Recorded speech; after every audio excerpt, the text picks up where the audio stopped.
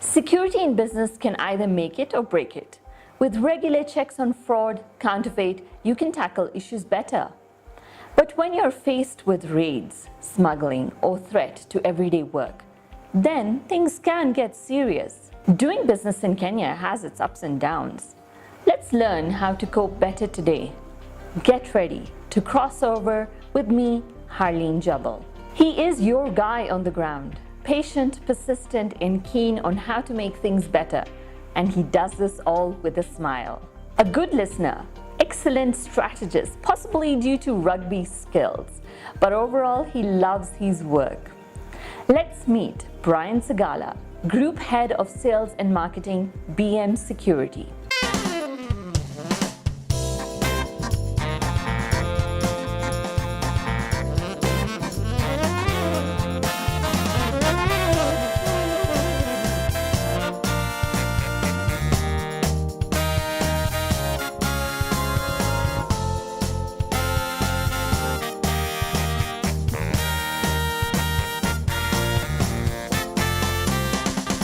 Welcome, Brian. Pleasure, Harleen. Let's begin with who is BNB Security? BNB Security is a local security company. I believe we are the best in the region. We offer security solutions that's ranging from manned guarding to technological solutions. We've been around for 34 years, and our job is simply to make sure that you sleep peacefully. Brian, what's the main difference when it comes to in security, corporate and personal, and what are the good and the bad in both of them? So when you're looking at corporate security, we're looking more at an overall structure. For example, when you have an organization, you have a hotel, or you have a company, A shopping mall. That's security for everyone in general. So everyone who's there, you need to take care of them. For example, when there are emergency procedures, you need to know where to evacuate everyone, where to put them, what to do, and all that. But when you're looking at personal security, this is you. This is when you come down to the individual, how you conduct yourself, how you walk around in public, how you are in private, how you take care of your equipment. That's all you. So that's just on personal security. What about at home? So at home, I'd call that private security at the moment, personal security. So that I'm sure many people usually lay that on the father, telling the father you need to make sure the gate is closed and this family is safe. But for me, I don't think there's an overall security. Everyone needs to start from their own. You need to start check your doors are locked, make sure that you're taking care of your property. So that's all on you. So I don't think security has to be complicated. I don't think there has to be equipment.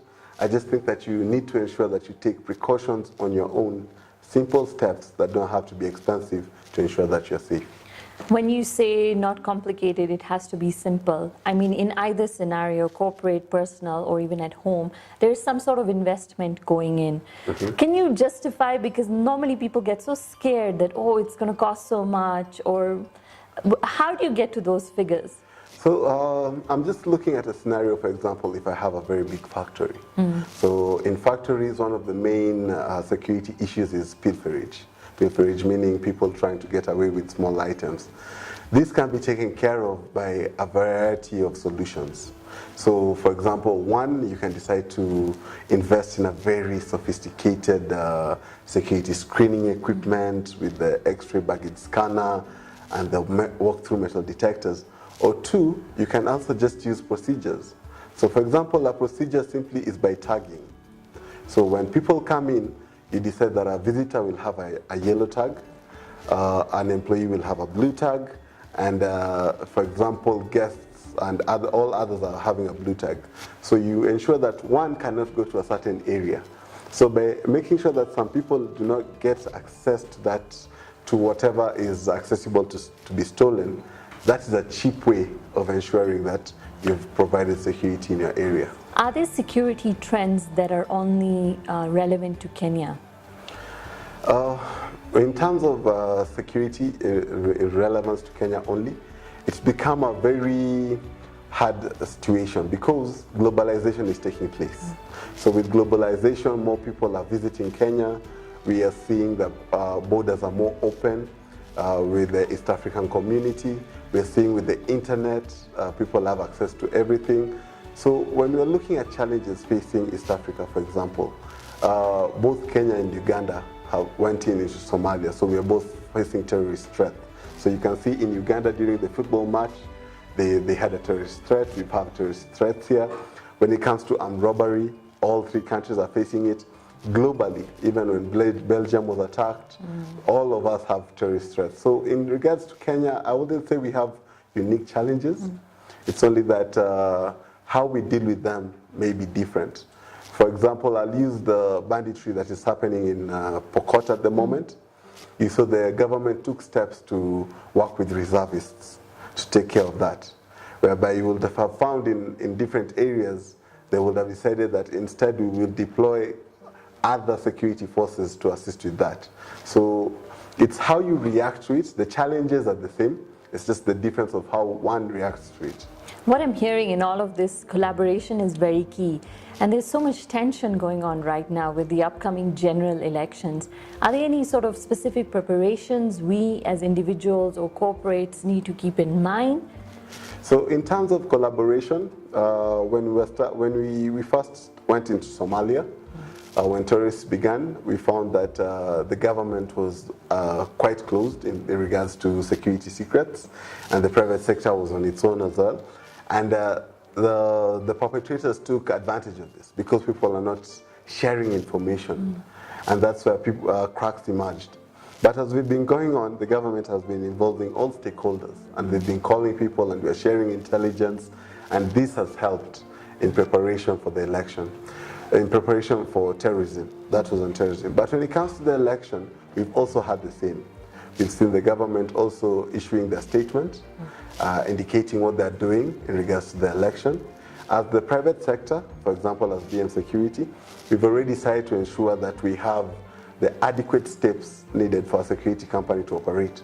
For example, now we have our backup center. We have our headquarters where we have our control room, but we've set up remote sites. So in case anything happens on these sites, we're prepared on all the other sites to continue with the operation smoothly. So as other corporates, as private corporates, I've talked to quite a number of security managers, and they too are coming up with security procedures. They've been educating all their employees on what are the challenges that have faced Kenya in 1992. 1992, when we had the first multi-party democracy, we had clashes. In 1997, we also had clashes, but not on a large scale. In 2002 is one of the unique years, because in 2002 we didn't have quite a number of clashes, because the president actually just said that I'm actually stepping down. But you can see what happened in 2007, and everything boiled up. Yes. Yeah. Coming to now the ground, there's been this thing that guards are underpaid. Yet on the other side, a customer is always complaining they're always sleeping. I mean, you tell me, what is really happening, Brian? As a member of the private security industry, I would agree guards are underpaid to some extent. We're not paying them the best we can, but that is market regulated. Because you understand, for example, a clerk in a private company, a clerk in a private company is being paid 30,000. If I'm paying a guard 30,000, and then I add the uniform, I add the training, I add the supervision, I add the welfare, that will mean I'll be charging the client close to 60,000 because there are also all the overheads. But is the market ready to pay 60,000 for a guard? So even as BNB Security, as we try to ensure that all our staff are paid the right rate, it's the market that is really bringing it back down. We are seeing the same with the government as they try to tackle minimum wage with house helps. They've already told each and one individual, please make sure you pay your house help this amount of money. But how many are actually doing it?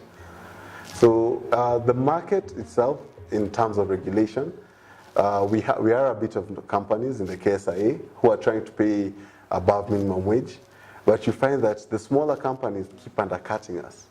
So in terms of pay, we are trying to do our best, and you can see that we are giving the service that it is. It's only that a few smaller companies that are not, that are making our industry a bit tainted.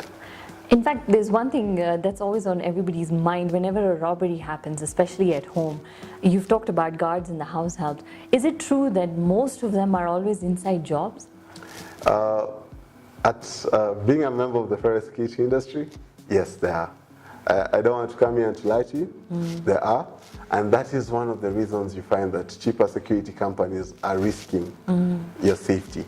Because, for example, as BNB Security, one of the things we do, we liaise with the CID, and we have our fingerprints taken at our headquarters. So there's no chance of somebody forging their certificate of good conduct. So when we are recruiting, we also make sure that you come up with a letter from your chief. We also make sure that you have 3 referees, and we have somebody in our HR department whose role is solely to call your referees and to ensure that it is true. So we have a fully fledged investigations department just to do background checks on all our employees. So as you can understand, smaller security companies do not have this cost. So they charge you cheaper automatically because they're just picking anyone from the street. And when they pick anyone from the street without doing all these checks, without doing all this training, without doing this all supervision, that is where you find that somebody who's coming into your house, who knows some thugs, will collaborate to steal from you. Yeah. So that's why we keep encouraging people. Yes, we might be a bit higher in terms of rates, but we are there to ensure that you are safe. So for example, with us, our rate of collaboration is really low with the bigger companies. But with the smaller companies, if somebody robs you, the first person you need to check, I want to continue from that. Brian, you've talked about a certificate of good conduct. I want to know more about you. How good is Brian, and how did you end up in the security business? Maybe when we started the certificate of good conduct, yes, I'm also checked as managers as well, straight up to our chief executive and our managing director. All of us, the CID comes to the office and we have our fingerprints taken, and we receive our certificate of good conduct, and they are put in our files. So as myself, I'm a funny story of how I got into the security industry. I studied a BSc in maths, so I'm more of a mathematician. And then I had my passion in regards to communication. People told me I'm articulate. I hope I am. So I have a master's in communication. So my main take of how I drew my career path was mathematicians can't talk to the normal people in their language. So I was there to bridge the gap, which I saw also the same in the security industry. The security industry, they try to explain to you what they're doing, but they become too technical that you can't understand it. Yeah, I need to make it more simple. Yes, so that was my role. So I came into the security industry. I've been in it now, I'm entering my 9th year. Wow. So I'm currently in my 8th. So that is how I came in. I've not looked back ever since, and we're moving forward with that. Moving forward and coming to the end of the show, I want to ask you, what has been your crossover moment in your professional life, Brian? I think for me was actually entering into the security industry. At one point in my life, I actually thought I'd do sports, to be quite honest. I actually thought I'd do sports. The first time, I believe I'm talented.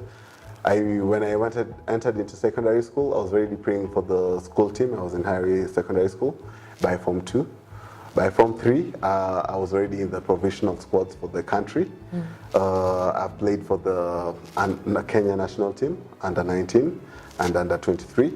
So apart from a few dislocated shoulders. Rugby stuff. Yes, rugby stuff. That's what sent me into the professional industry, where I'm seated behind a desk now. But I actually thought I'd actually do sports as an individual. Yes. So the realization of moving into professional life came because of the shoulders, and then saying, you need to get back into a suit? When I went into the professional industry, I noticed it's much like sports. It is. As in, everyone is doing sports every day. They just don't know it. That's a good one. Because you find that for you to be good at what you do, you need to practice every day. So you find that some people who haven't done sports don't know that. They don't know that you need to practice it. So that every day, even when you get to that one moment, because you usually score in that one moment of opportunity, you need to have practiced for it. You need to have discipline. You need to listen to your leader. Because we find too many ambitious people nowadays who don't want to listen. Yeah. They think, I am the main person. So it teaches you teamwork, and it teaches you that you need to do this out of your own passion. Only you decide where you're going. Brian, you've left me on a very passionate note, and I think practice does make perfect. Yes. And thank you for coming to the show. Thank you for hosting me, Harleen. Africa's risks are mainly perceived and not real. Unfortunately for us in Africa, we're not really good at telling our very own story. But things are changing, and people are beginning to understand that things are really going very, very well, says Aliko Dangote. This is our story. Meet the movers and the shakers right here on our journey, connecting brands. Follow us on Facebook, Twitter, and don't forget to subscribe to our YouTube channel. Crossover with me, Harleen Jabbal.